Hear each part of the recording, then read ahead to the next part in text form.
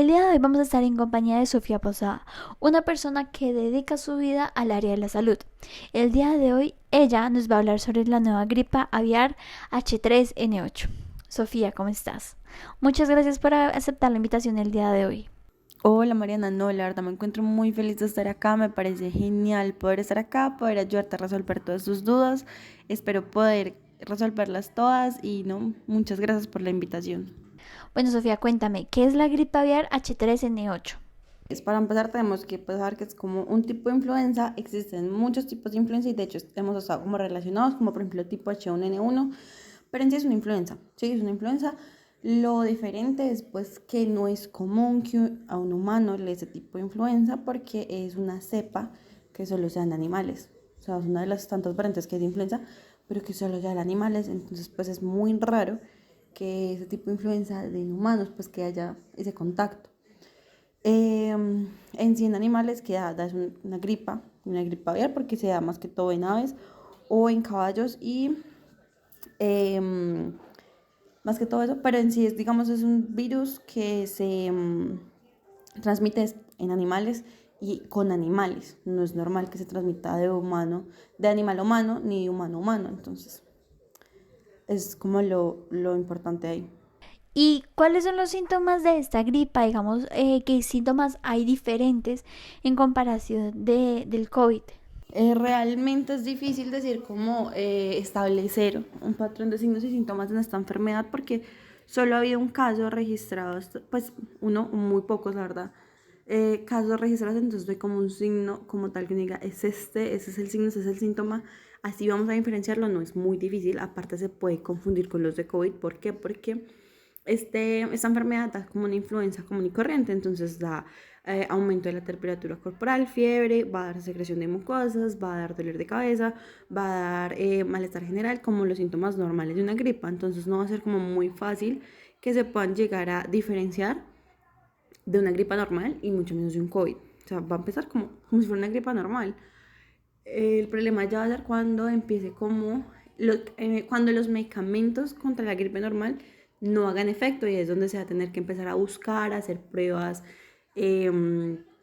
PCRs y pruebas por este estilo, pero pues en un hospital en esos momentos no se llegaría a pensar ni a tener una hipótesis de que es esta enfermedad. Sofía, ¿esta gripe puede llegar a ser mortal en los humanos? Bueno, como tal, mortal, no se estipula como una infección mortal, la verdad, porque es de muy bajo contagio, no es muy común en humanos.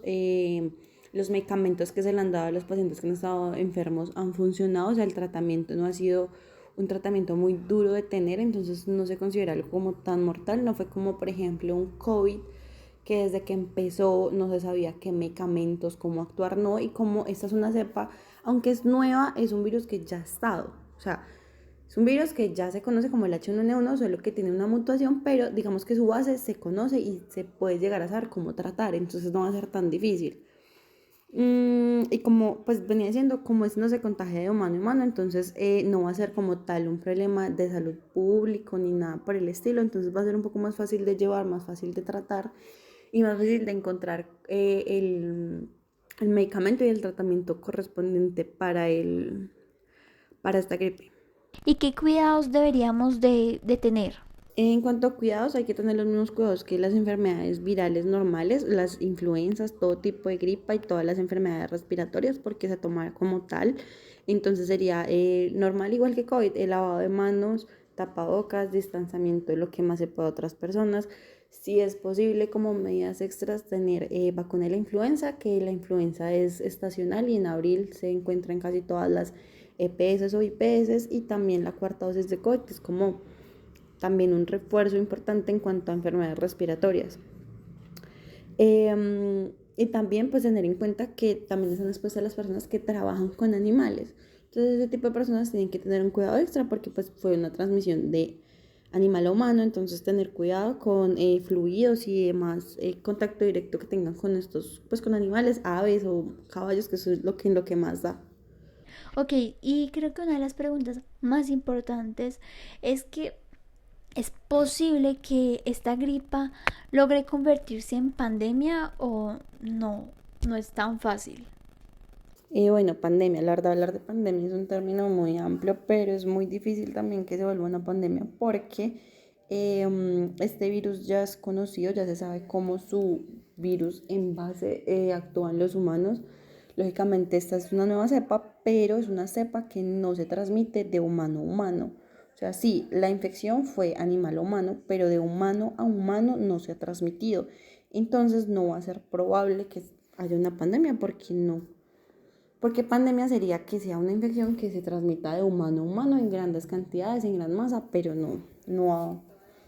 todavía este virus no ha mutado al punto de contagiarse de humano a humano, entonces no podría ser posible. Además, cuando hay este tipo, pues digamos, de eventos así tan importantes que marcan como un hito en estos virus y en estas nuevas cepas, se tiene vigilancia estricta, se monitoriza, se hace una cadena epidemiológica y lógicamente se evita que se propague a la población. Y con la naturaleza de este virus es muy poco probable que haya una pandemia. Sofía, muchísimas gracias por la entrevista el día de hoy. Gracias a ti por la oportunidad de estar acá, por haberme invitado y por haberme tenido en cuenta. La verdad la pasé muy bien. Gracias, espero haberte podido ayudar con tus dudas.